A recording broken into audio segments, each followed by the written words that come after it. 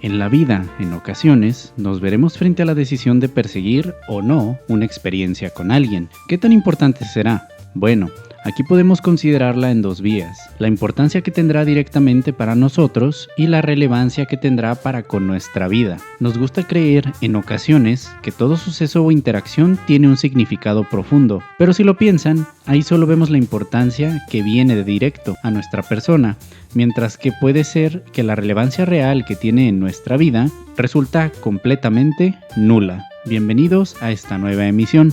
En esta nueva emisión, internautas, les traemos un clásico de la literatura que pueden verlo incluso en producciones cinematográficas. No es la historia más profunda e increíble que ha existido, pero hay mensajes entre sus páginas que sin duda parten de lo más cotidiano a las consideraciones más profundas de cómo interpretamos nuestra existencia.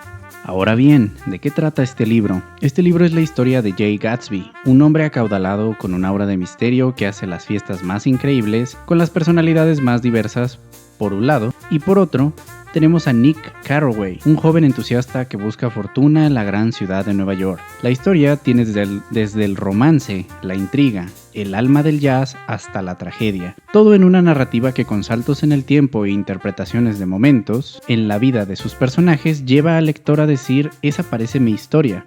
La historia que quizás muchos llegarán a vivir en sus años 20.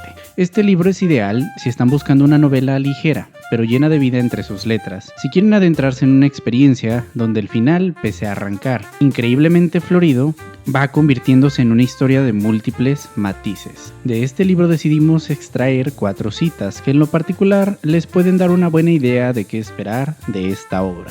Cita número 1. Me miró con comprensión, mucho más que con comprensión. Era una de esas raras sonrisas capaces de tranquilizarnos para toda la eternidad, que solo encontramos 4 o 5 veces en la vida. Aquella sonrisa se ofrecía, o parecía ofrecerse, al mundo entero y eterno, para luego concentrarse en ti, exclusivamente en ti, como una irresistible predisposición a tu favor. Te entendía hasta donde querías ser entendido. Creía en ti como tú quisieras creer en ti mismo y te garantizaba que la impresión que tenía de ti era la que, en tus mejores momentos, esperabas producir. Esta cita, cabe decir, si vieron la película del Gran Gatsby del año 2013, formó parte del guión. Prácticamente usaron casi a forma precisa esta línea escrita por Scott Fitzgerald. Y no es para menos, es increíble. ¿Cuántas miradas, internautas, dirían han experimentado así en su vida? Seguro que no muchas, pues algo así de valioso es todo menos común. Son esas experiencias las que marcan un antes y un después en nuestra existencia. Si recuerdan, en el comienzo de este video les mencionamos la palabra relevancia. Esta por definición trae consigo la palabra significación. Con ese contexto es el que queremos piensen y se pregunten: ¿todo tiene significado en nuestras vidas? Y no limiten el significado a una colección de eventos con los cuales busquen justificar su actuar. Lo cierto es que nuestra vida como personas y la vida de las masas, muchos de sus días son intrascendentes. Y no es malo, pues no todo estrictamente habrá de entrar en la categoría de valioso. El valor es subjetivo, mi gente. Es muy diestro para llevarnos a creer que es inherente o determinado, pero lo cierto es que está sumamente ligado al contexto. Un mensaje que para nosotros nos llevamos de esta cita y les compartimos es el hecho de saber disfrutar y aprovechar los momentos donde vivan una experiencia igual a la descrita. No pierdan el tiempo en preguntarse el por qué en escenarios donde ustedes deberían apreciar el qué. Cita número 2. Y a esa ilusión se había entregado Gatsby, con una pasión creadora, aumentándola incesantemente, engalanándola con cualquier pluma que tomara el vuelo. No hay fuego ni frío que pueda desafiar a lo que un hombre guarda entre los fantasmas de su corazón. Claramente, en la historia hay un tono romántico en ciertas partes, pero, ¿y si vemos esta ilusión como algo más allá? ¿Como aquello que muy en el fondo definimos como nuestras aspiraciones? Seguro, alguna vez en su vida se han aferrado a algo. Lo han embellecido de cierta manera, lo han defendido de ciertos comentarios o personas. En el mejor de los casos, salieron triunfantes. Pero si somos francos con nosotros mismos, en buena parte de los casos, no fue el escenario. Y esa es la parte final de esta cita, es el mensaje que podemos ver entre líneas. Un fantasma pertenece al pasado, por supuesto. ¿Y qué cosas embellecemos más que éste a través de la nostalgia. El problema es que la nostalgia en abuso es una droga que consume a quien vive de ella. Retira toda perspectiva por la promesa de un cambio en aquello que no puede ser cambiado y reduce las posibilidades de creación de nuevas experiencias más asequibles en nuestro presente. Cita número 3. Es inevitablemente triste mirar con nuevos ojos cosas a las que ya hemos aplicado nuestra propia capacidad de enfoque. Una cita breve, internautas, pero llena de significado. Nos atrevemos a decir dentro de nuestro criterio que hablamos de la perspectiva, pero no solo eso, sino hay un claro direccionamiento a la decepción, a la desilusión, quizás de lo que vemos o hemos incorporado como algo ilusoriamente nuestro. No hay engaño más cruel y bajo, quizás, que aquel donde el autoconvencimiento nos lleve a ver cosas que no son, a escuchar cosas y aceptarlas como propias, a creer en cosas sobre las que no tenemos fe alguna realmente. La frase dice en buena medida, en palabras refinadas, lo que coloquialmente conocemos como cruda. Nos trae a colación una vez despertamos de ese delirio, de ese estado de estupor voluntario en el que nos sumergimos. Quizás, por ello, quienes gustamos de leer, por mucho o poco que sea, optamos por no embriagarnos en tales promesas. Preferimos una dosis de realidad, o mejor dicho, una dosis de realidades diversas, con el único propósito de ser fieles a una perspectiva diversa y no superflua. Cita número 4. El futuro orgiástico que año tras año retrocede ante nosotros. Se nos escapa ahora, pero no importa. Mañana correremos más, alargaremos más los brazos y llegarán más lejos. Y una buena mañana. Así seguimos, golpeándonos, barcas contra corriente, devueltos sin cesar al pasado. Cerramos con una cita sumamente peculiar. Si hubiese una palabra para describirla, es dual. ¿Por qué? Pues porque es precisamente las dos caras de la misma moneda hasta cierto punto, pero en un punto aún más reflexivo, es el trasfondo de muchas de nuestras acciones y vivencias. Tenemos esa incesante persecución de nuestros sueños, metas e intereses, que con una actitud positiva y benevolente no dejamos de estar detrás de ellos. Pese a las adversidades, miramos con buena cara tal hecho. Esto, por supuesto, no tiene nada de malo, salvo sea producto de una ilusión, porque de ser el caso, es donde entra el cierre de esta cita, claramente una alusión a la necedad, la ceguera voluntaria y el masoquismo que ante una idea delirante, mayormente cortesía de nuestro pasado, nos tiene consumidos en un ciclo interminable de desgaste que acabará por destruirnos. Más que perseguir, preservar nuestras ilusiones, mi gente, debemos luchar por conservar nuestra capacidad de asombrarnos con lo que cada día la vida nos presente. Un libro que vale la pena leer, mi gente. No se queden solo con lo que les compartimos aquí, les invitamos a leer y a sacar sus propias reflexiones. Si quieren saber quién fue Scott Fitzgerald, qué historia hay detrás de estas letras, quédense, que ya vamos a ello.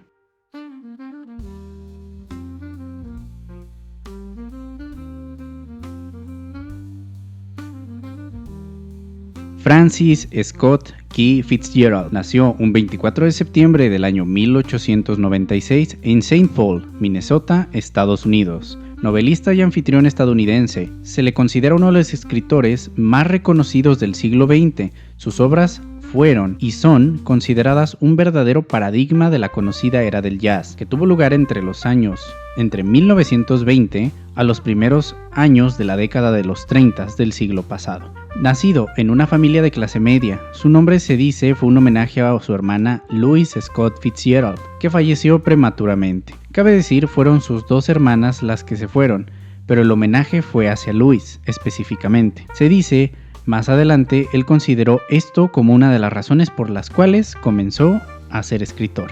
Vivió en la ciudad de Nueva York por dos periodos, de 1898 a 1901 y de 1903 a 1908, siendo exactos en la ciudad de Buffalo. Acudió de niño a escuelas tales como Holy Angels Convent y el Nardine Academy, donde comenzó a sobresalir como un niño sumamente inteligente y con dotes para la literatura. Después de graduarse en el año 1914 de la escuela Newman, decidió quedarse en New Jersey para continuar con su desarrollo artístico en la Universidad de Princeton, donde probó sus habilidades en el fútbol, pero no pasó la ronda inicial. Fue entonces donde se dedicó de lleno a la escritura.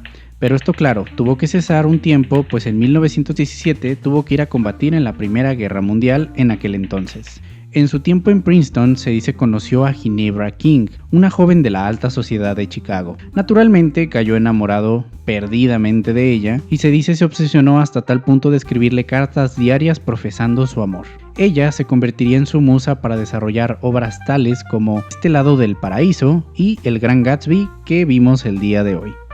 Tiempo después conocería su primera propuesta formal de matrimonio, Zelda Zaire, con la cual duró un tiempo considerable, que desafortunadamente por problemas económicos no pudo sostenerse el compromiso con ella, y esta terminó dejándole. Pero fue solo un tiempo hasta que más adelante, con un sueldo de escritor más remunerado, ella retomó el compromiso. Se dice llevó al autor al borde de la paranoia, explotando de forma continua sus inseguridades, menoscabando su autoestima y señalando lo que ella consideraba como falta de hombría por parte del autor. Tuvo una hija con ella en el año 1921, la que cabe decir sería la única que tendría. Se mudó a Hollywood en el año 1926 para trabajar a la mano del productor John W. Constantine. Durante su estadía allá, tuvo un enamoramiento de la joven Lois Moran, la cual se volvería su musa para proyectos en aquel entonces. Desafortunadamente acabó por dejar la ciudad pasados 2 meses, pues su situación marital se fue al suelo. Y pese a ello, su esposa Zelda se volvió más violenta y perturbada, a tal punto de que tuvo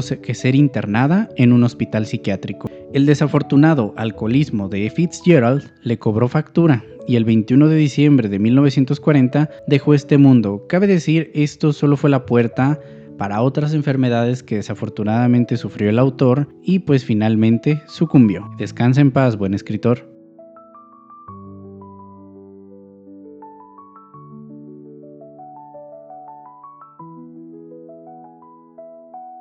Aquí haremos una breve reflexión de la que fue conocida como Era del Jazz, mi gente. Si es su deseo, son bienvenidos a continuar viendo el video. Si no es el caso, se agradece su tiempo invertido. Ahora, la Era del Jazz, como ya mencionamos anteriormente, se dio entre 1920 a 1933, siendo más exactos. Cabe decir que esta era coincidió completamente con la época de la prohibición del alcohol en los Estados Unidos. Todo, hasta cierto punto, era glamour.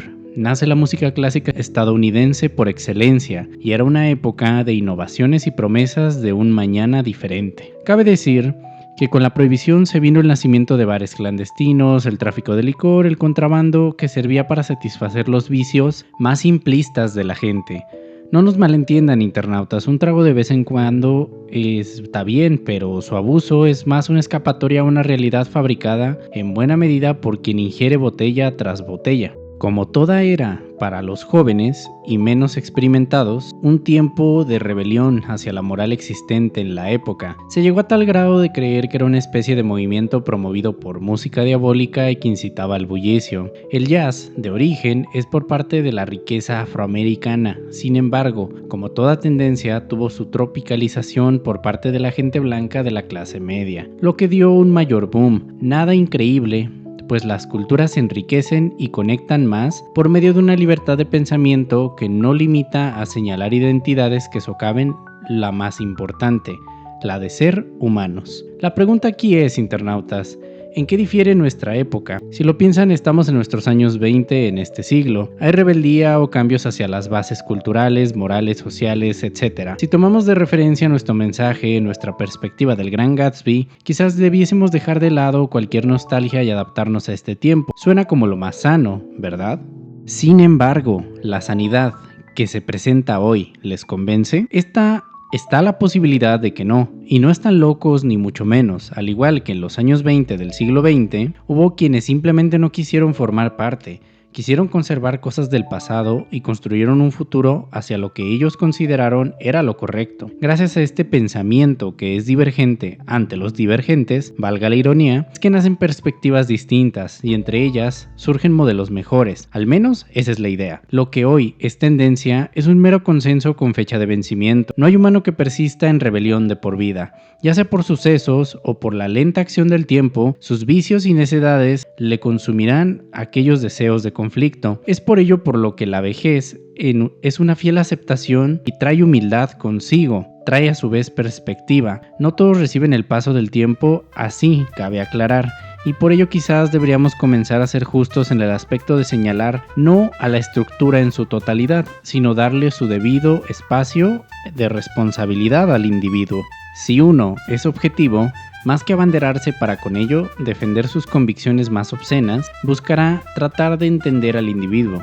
Ahora, siendo realistas, la conducta de las personas suele ser más depredadora. Simplemente esa parte animal sigue presente en todos. La más notable diferencia es la postura con la que se ejerce. O es una digna defensa o un ataque mezquino. La reflexión final con la que queremos dejarles es que no tengan miedo a ser diferentes. No malentiendan su diferencia como algo con lo que deben pavonearse. Simplemente vean a dónde pueden llegar y sean verdaderamente tolerantes con el criterio ajeno. Esto claro mientras no les amedrente, porque de ser el caso, no tiene por qué tales acciones quedar impunes. Esperamos este video haya sido de su agrado. Si te gustó, nos gustaría lo compartas para que más gente pueda conocerlo. Estás en libertad de darle un like o no. Confiamos en tu criterio. Nos escucharemos nuevamente en futuras emisiones para poder hablar de más libros, mitos, videojuegos, entre otras cosas. Excelente día, nostálgicos.